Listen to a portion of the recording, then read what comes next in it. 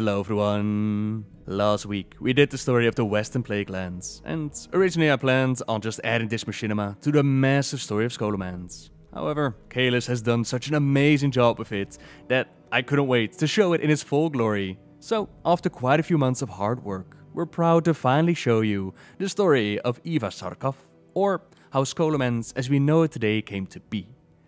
I hope you'll enjoy. Hello, young man. I'm Eva Sarkhoff, and this is my husband, Lucien. It is a pleasure to make your acquaintance. The pleasure is mine, madam. Might I ask, what is it that you are doing here? Oh, certainly.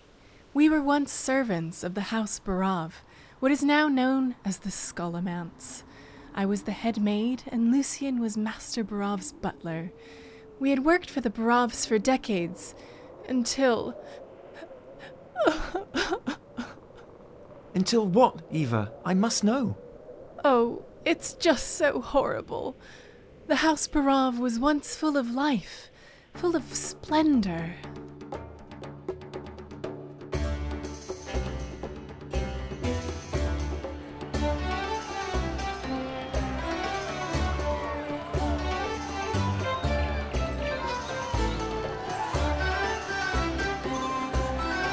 Take a slice of pie, grab a glass of wine, enjoy yourselves. All are welcome at the Barovs. Our chef has prepared an excellent roast pig for dinner. Jandis! I was wondering if you could show Pete the one you showed us before. You want to see a magic trick?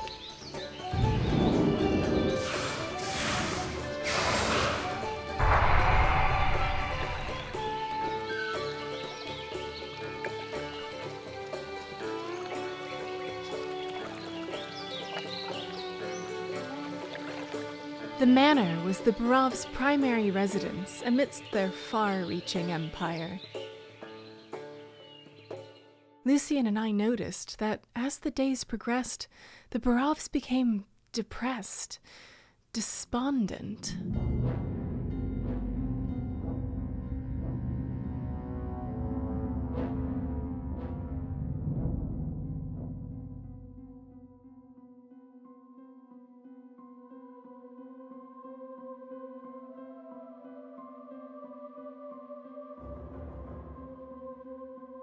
Bandits have been seen all over Alterac. I think we need to increase security around our borders. Oh, they're probably in league with that damn Blackmore. Have you seen that monster he's trained to fight in his ring? He's up to something, I know it. Our estate, everything we've worked for. We can't be here forever to protect Kaya, our land. Paranoia and rage often overcame the master and missus. At night, we could hear the Barovs arguing in their chambers. From what we understood, their greed had broken the dam, so to speak. What do you mean? I see you wear the garb of the Kirin Tor. I assume you are a mage from Dalaran, then. Tell me, what is it you wanted to speak to me about? Lord Barov, you see, some of my peers would disapprove of some of my studies, the power I sought out, and I think we can help each other.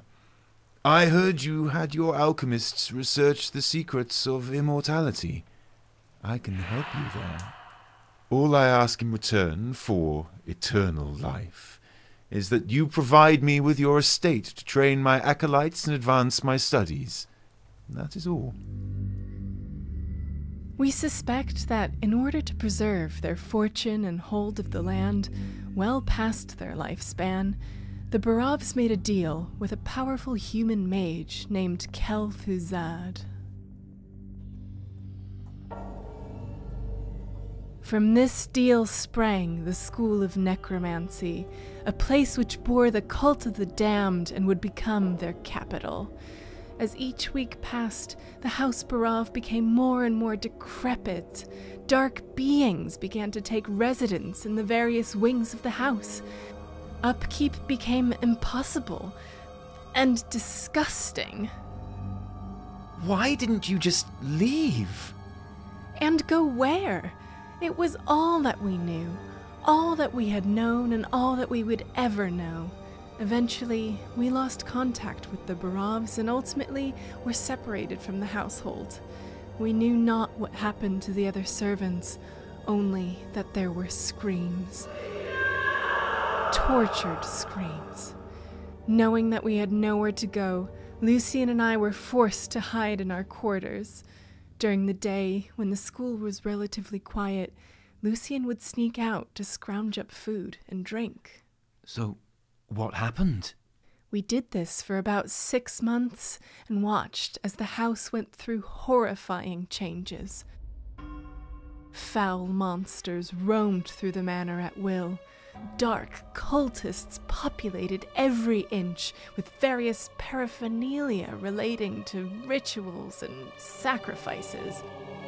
You have found your way here because you are among the few gifted with true vision in a world cursed with blindness.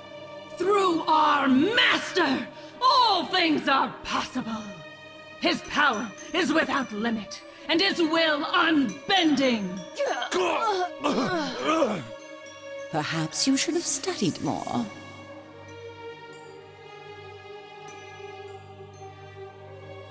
Strip the flesh, harvest the organs, nothing goes to waste. Mix and stir, apply heat.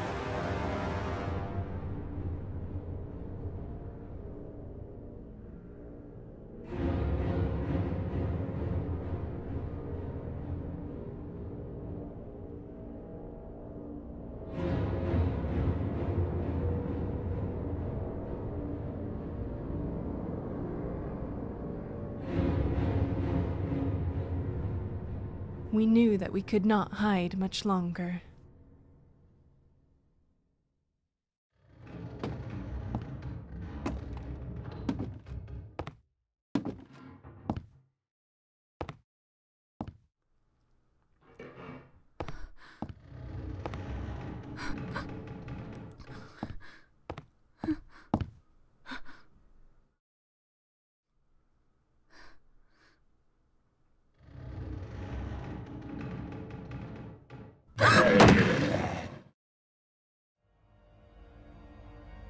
Odd.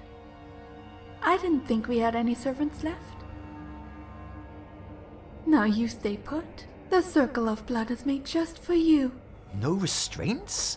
Just a circle? Restraints? There are things in this world far more restraining than bars and shackles, young master. The undead surrounding us, constantly tormenting us with horrifying acts of depravity. Finally, he came. The doctor is in. He introduced himself as Dr. Thielen Krastenov. We came to know him as the Butcher. Tell me more. We finally understood what the screams were from. The Butcher exposed us to pain that we did not know existed. He used us in countless experiments, attempting to devise a plague. The days turned to weeks. We would have died on the first day had it not been for that cruel monster, keeping us alive through magical means. This is an atrocity.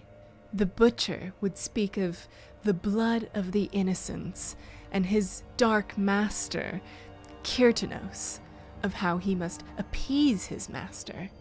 Finally, the beast was done with his experiments. We had been drained of all life, our spirits shattered.